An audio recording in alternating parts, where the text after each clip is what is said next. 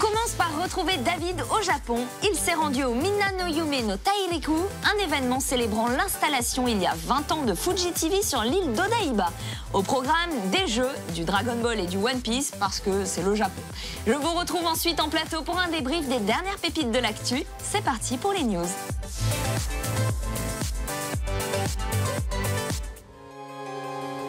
Konnichiwa, salut à tous. Aujourd'hui, nous sommes à Tokyo, sur la presqu'île d'Odaiba, et je vous emmène au festival Minano-Yume no Tairiku.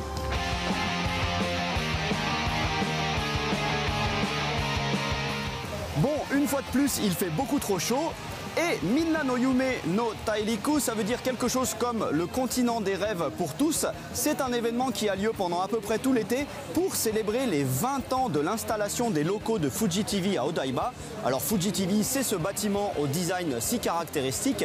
C'est une grande chaîne de télévision privée japonaise qui diffuse entre autres des animés très connus comme One Piece ou Dragon Ball. Et donc à l'intérieur du bâtiment mais aussi à l'extérieur, il nous propose des tas d'attractions.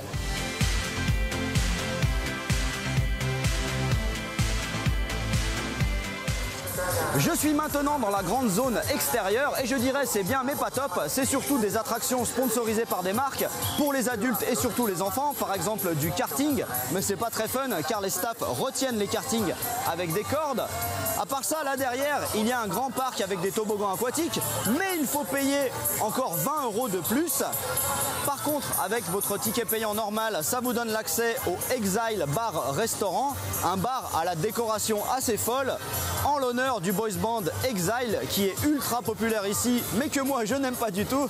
Donc au final, ce qui me plaît le plus, c'est ça, plein de figurines en taille réelle de One Piece, parce que cette année, c'est quand même les 20 ans de One Piece.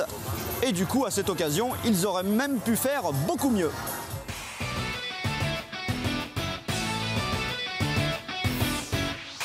Là, je suis dans le hall du bâtiment principal de Fuji TV. Il s'y passe pas mal de choses, notamment au niveau jeux vidéo, avec de la réalité virtuelle et puis aussi le test d'un nouveau jeu de golf.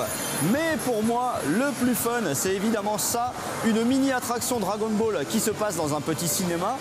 Alors au début, on vous donne direct une carte du jeu Dragon Ball Heroes, ensuite il y a un peu de baratin, mais le plus important, c'est que certains spectateurs peuvent porter un bracelet spécial avec un capteur de mouvement dedans. Et ensuite, il y a Freezer, Boo et Zamasu qui apparaissent pour se battre avec Goku. Et donc, pour aider Goku, il faut que tout le monde dans la salle agite les bras, fasse bouger les capteurs de façon à faire monter le compteur jusqu'à 100%, former un énorme Genki Dama et sauver la Terre. Voilà, je finis à côté du boss, du daron du game, le meilleur perso de One Piece, Shirohige. C'était sympathique ce petit festival, même si c'était quand même un peu fourre-tout. Mais enfin, j'ai eu ma dose de Dragon Ball, donc tout va bien. Allez, à plus. Ja ne.